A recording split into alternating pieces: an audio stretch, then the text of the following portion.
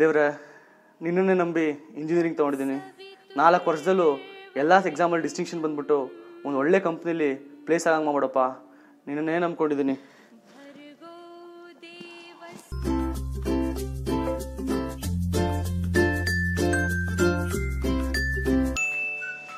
ಆರು ಸಬ್ಜೆಕ್ಟ್ ಇದೆ, ಪ್ರತಿ ಒಂದು ಸಬ್ಜೆಕ್ಟ್ ನೋಟ್ಸ್ ಇಡಬೇಕು. ಇಂಜಿನಿಯರಿಂಗಲ್ಲಿ ನೋಟ್ಸ್ ನೀಟಾಗಿ ಮೇಂಟೈನ್ ಮಾಡಪ್ಪ. Civil, mechanical, maths, electrical. ಹಾಂ,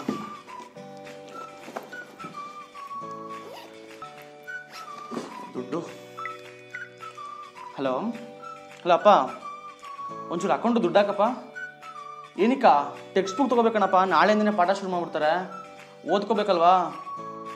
ಒಂಚೂರು ಅರ್ಜೆಂಟ್ ಕಣಪ್ಪ, ಬೇಗ. ಸರಿಯಪ್ಪ, ಓಕೆ. ಹಾಂ, ಕರೆಕ್ಟ್ 8 ಗಂಟೆ. ಇನ್ನು ಅರ್ಧ ಗಂಟೆಲಿ ನನ್ನ ಇಂಜಿನಿಯರಿಂಗ್ ಲೈಫ್ ಸ್ಟಾರ್ಟ್ ಆಗುತ್ತೆ. ಹೊಸ ಜಾಗ, ಹೊಸ ಜನ, ಹಿಂಗಿರುತ್ತೋ ಏನೋ. ದಾಟುತ್ತಾ ಬಂದೆ ಕಾಲೇಜಿನ ಗೇಟು. ಅಲ್ಲಿ ಮ್ಯಾಮ್ ಹೇಳ್ತಾರಂತೆ ಒಯ್ಯಾರು ಲೇಟು. ನಾ ಇಂಜಿನಿಯರ್ ಆಗ್ತೀನೋ ಇಲ್ವಾ ಅನ್ನೋದೇ ಒಂದು ಡೌಟು. ಅಪ್ಪ,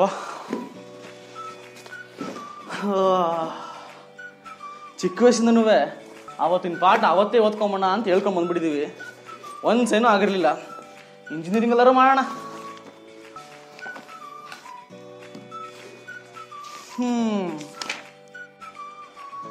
ಎಂಥ ಕರ್ಮಪ್ಪ.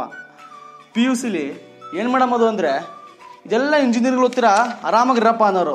ಇಲ್ಲಿ ನೋಡಿದ್ರೆ this are all covered in PUC syllabus ಅನ್ನೋದ. ಅಷ್ಟೇ ಜೀವನ.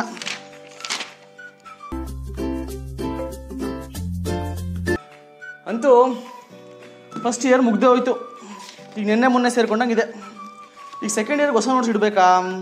ತಡಿಯಪ್ಪ, ಬೇಡ, ಹಳೆದ್ರಲ್ಲೇ ಪೇಜಸ್ ಮಿಕ್ಕಿದೆ, ಬರ್ಕೊಂಡ್ರಾಯ್ತು. ಹಲೋ ಅಪ್ಪ, ಬಸ್ಸಲ್ಲಂತೂ ಕಾಲೇಜ್ಗೆ ಹೋಗಲ್ಲ, ನನಗೊಂದು ಗಾಡಿ ಬೇಕು ಅಷ್ಟೇ. ಈಗ ಏನೋ ಹೊಸ ಗಾಡಿ ಬರೋಕ್ಕೆ ಇನ್ನೂ 1 ವರ್ಷ ಆಗುತ್ತಾ? ಅದೆಲ್ಲ ಗೊತ್ತಿಲ್ಲ, ನಾನು ಬಸ್ಸಲ್ಲಂತೂ ಹೋಗಲ್ಲ, ನನಗೊಂದು ಗಾಡಿ ಅರೇಂಜ್ ಮಾಡಿಕೊಡಿ.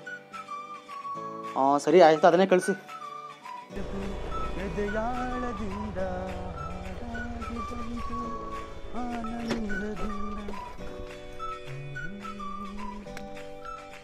ಓ ಶಿಟ್, 25 ಆಗೋಯ್ತು. ದಿನ ಓದಬೇಕು ಅಂತ ಎಕ್ಸಾಮ್ ಹತ್ರ ಬಂದ್ಬಿಡ್ತು. ಇನ್ನು ಇಷ್ಟು ಹೆಂಗಪ್ಪ ಓದೋದು? ಹೋಯ್ತು ಈ ಸಲ. ಏನು ಮಾಡಲಪ್ಪ ದೇವ್ರೆ? ಇನ್ನು ಆರ್ಸ್ಬಿಟ್ಟು ತೊಂದರೆಲ್ಲ ಇದೆಯಾ ಸದ್ಯ? ಅಪ್ಪ ಬೇಡ, ಇದು ಓದ್ಕೊ ಪಾಸ್ ಆಗ್ಬಿಡ್ತೀನಿ.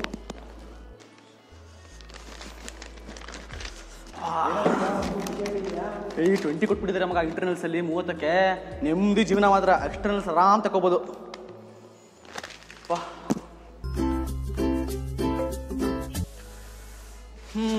ವಾ, ಇದೇನು ಇಷ್ಟೊಂದು ಲೈಟ್ ವೆಯ್ಟ್ ಇದೆ? ಒಂದೇ ಬುಕ್ ಇರೋದಾ? ಸಾಕು ಬಿಡು, ನಾವು ಬರೆಯೋ ಚಂದಕ್ಕೆ 6 ನೋಟ್ಸ್ ಬೇಡ ಕೇಳು.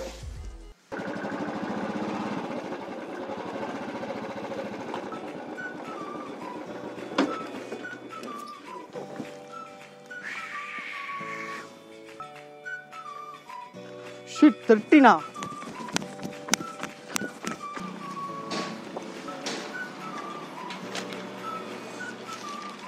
ಅಣ್ಣ, ಫುಲ್ ಬುಕ್ ಒಂದು ಕಾಪಿ. ಅಣ್ಣ ಫುಲ್ ಬುಕ್ ಚೂರು ಬೇಗ ಅಣ್ಣ, ನಾಳೆ ಎಕ್ಸಾಮು.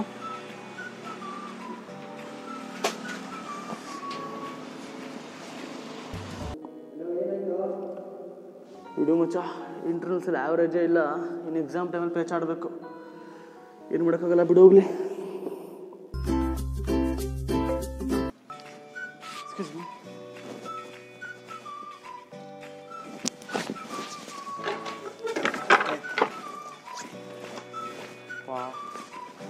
ಬುಕ್ ಕೊಡ.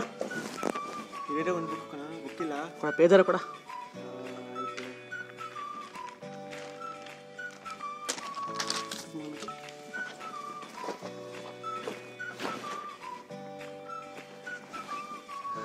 ಮರಿ ಒಂದು ಪೆನ್ ಕೊಡು ಮರಿ.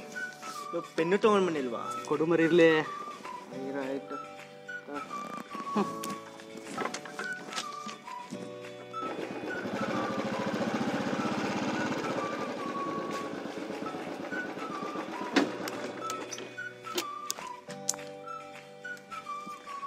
ಥೂ, 8:35 ಆಗಿದೆ. ಬಿಡು, ನಾಳೆ ಬರೋಣ. ಸುಮ್ಮನೆ ಯಾಕೆ ಲೇಟ್ ಆಗಿದೆ ಹೇಗಿದ್ರು. ಇಲ್ಲೇ ಸುತ್ತಾಡ್ಕೊಂಡು ನಾಳೆ ಬಂದ್ರೆ ಆಯಿತು.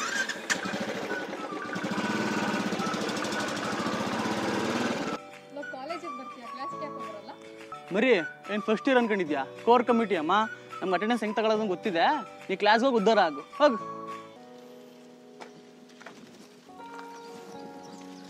ಇವಾಗಿನ್ನು US ಬಂದಿದ್ದು ನೆನಪು, ಆದರೆ ಇನ್ನು 4 ತಿಂಗಳಾದರೆ ಕಾಲೇಜ್ ಐಡಿನೇ ಎಕ್ಸ್ಪೈರ್ ಆಗಿಬಿಡುತ್ತೆ.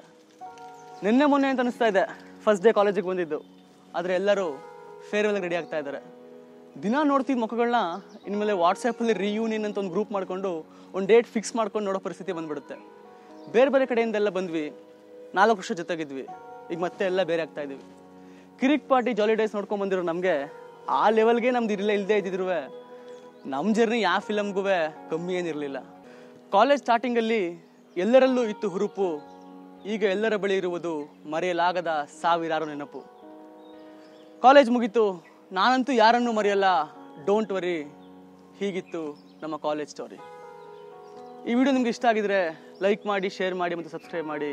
ನಾನು ನಿಮ್ಮ ಪ್ರಮೋದ್ ಶರ್ಮಾ, ಸೈನಿಂಗ್ ಆಫ್. ಮತ್ತೆ ಸಿಗೋಣ.